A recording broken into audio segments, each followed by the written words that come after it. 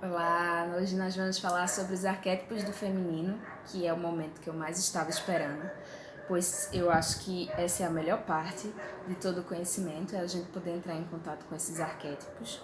Né? E para começar, eu queria primeiro falar um pouquinho dos que são arquétipos, para depois entrar nos arquétipos do feminino.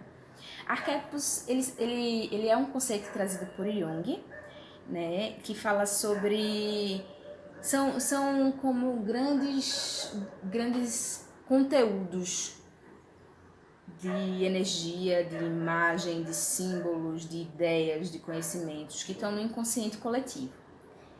Eles são tão repetidos ao longo do tempo e recebem tanta carga no inconsciente coletivo de tantas pessoas passando geração em geração que se tornam esses arquétipos que facilmente a gente consegue acessar, né, o que esses arquétipos simbolizam e facilitam no nosso inconsciente, no nosso subconsciente e tudo mais. Por exemplo, um arquétipo claro que é sempre usado para dar exemplo é o arquétipo do herói, né? Então, quando eu falo herói, todo mundo que está me ouvindo agora já de alguma forma tem uma ideia do que é isso na cabeça. Isso é o que seria um arquétipo. Então, o arquétipo do herói é aquele nobre, né? O homem nobre que luta pelos outros mais do que por si mesmo, que salva as situações, que passa geralmente por várias dificuldades até chegar no momento em que ele se torna herói, por exemplo.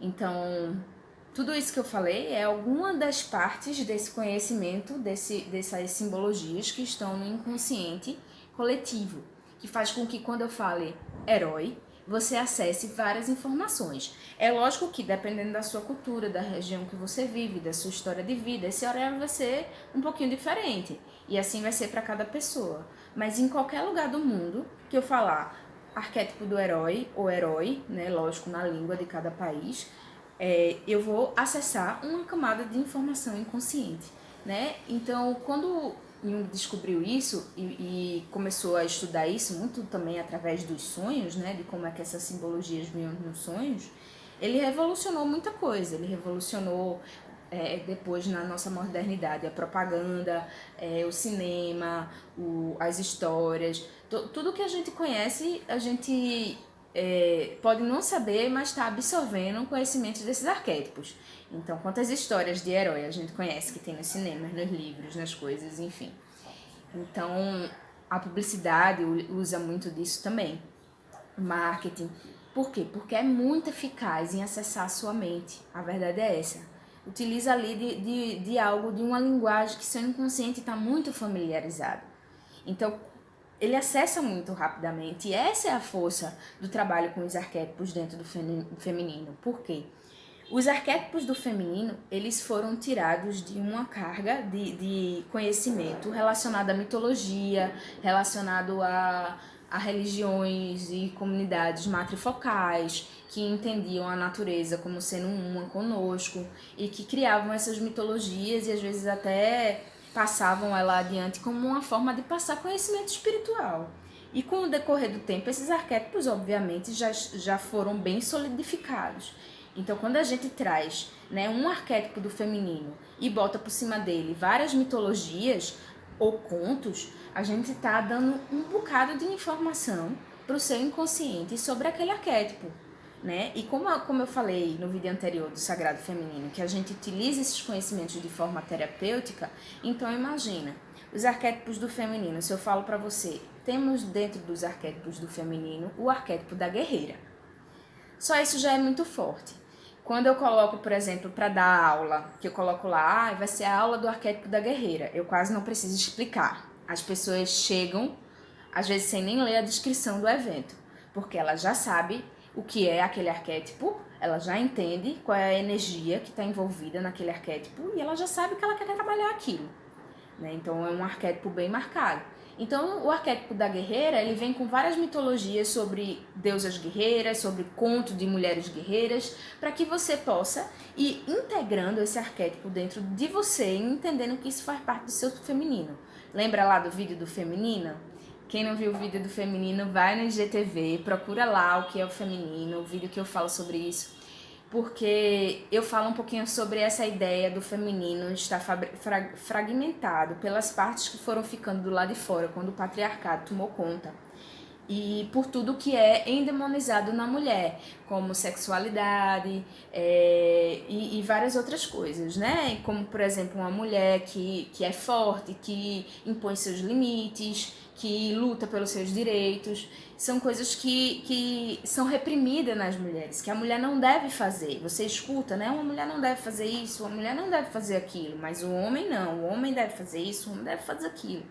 Então a gente tem várias dessas crenças que são alimentadas, né, na gente, pela sociedade, e, e assim, a partir disso a gente vai fragmentando. Então, se eu não posso falar alto, eu vou sempre falar baixo e doce, então eu vou tirando a minha capacidade de impor meus limites. Não estou dizendo que falar alto é impor limites, mas é só um exemplo. Talvez eu entenda dessa forma, que falar alto é impor meus limites. E quando eu falo baixo, eu deixo que as pessoas ultrapassem o meu limite. Então, é só um exemplo de como esse arquétipo da guerreira pode ficar dormindo dentro da mulher, pode ficar inconsciente dentro da mulher. E quando a gente vai trabalhar terapeuticamente e a gente começa a movimentar o corpo, começa a movimentar a mente, a ler essas mitologias, a gente acessa dentro da gente isso. É que nem quando eu falo o arquétipo do herói, é como essas publicidades que dão super certo, porque sabem usar os arquétipos, porque isso está no nosso inconsciente. Então, quando eu falo dos arquétipos do feminino, são formas da gente trazer um pouquinho desses conhecimentos dessas religiões matrifocais que entendiam melhor essa natureza feminina. E quando eu falo natureza feminina, eu não estou falando da natureza da mulher, eu estou falando da natureza feminina da Terra. Né? O que é o feminino no mundo, na natureza, nas pessoas, independente de gênero, que entendiam melhor isso e que tinham melhores representações, né, para que as mulheres pudessem se identificar. Então, por exemplo, o arquétipo da guerreira, o arquétipo da amante, que envolve a sexualidade feminina, que também é muito reprimida e que tem muito trabalho para ser feito. O arquétipo da anciã, que fala da maturidade, que fala de algo que na nossa sociedade é visto como não sendo produtivo, porque se a mulher serve para reproduzir, quando ela entra na menopausa ela não reproduz mais, então para que serve essa mulher? Então o arquétipo da anciã, ele recupera esse conhecimento. O arquétipo da mãe, que é um arquétipo super conhecido, super venerado, mas ao mesmo tempo todo mundo é super exigente com as mães, super exigente com o que a mãe deve ser, com o que a mãe não deve ser, e toda uma carga negativa sobre esse arquétipo recai sobre a mulher, por exemplo, também. O arquétipo da jovem. E a gente vai, a partir desses arquétipos, né, o arquétipo da mulher selvagem, que veio através daquele livro, dos contos, a gente vai, a partir desses arquétipos, podendo recuperar pedaços de nós mesmas e integrá-los dentro da gente, para que a gente possa ser íntegra e inteira, e que a gente não se deixe diminuir pelas amarras do patriarcado. Eu acho que esse é o ponto mais fundamental que eu acho de trabalhar com os arquétipos. E eu queria trazer essa reflexão e esse conhecimento, que para mim é divino, né? É fantástico e maravilhoso, da gente poder dizer sim a quem somos de verdade e dizer não a tudo aquilo que nos impõe limite em sermos quem somos, especialmente enquanto mulheres nessa sociedade, seja ela cis ou não. Então, eu queria deixar essa reflexão, dizer que esse trabalho é para todas, né? E que ele pode trazer realmente muito benefício para todo mundo que queira trabalhar esses arquétipos do feminino e integrar essas partes que foram excluídas de cada um de nós.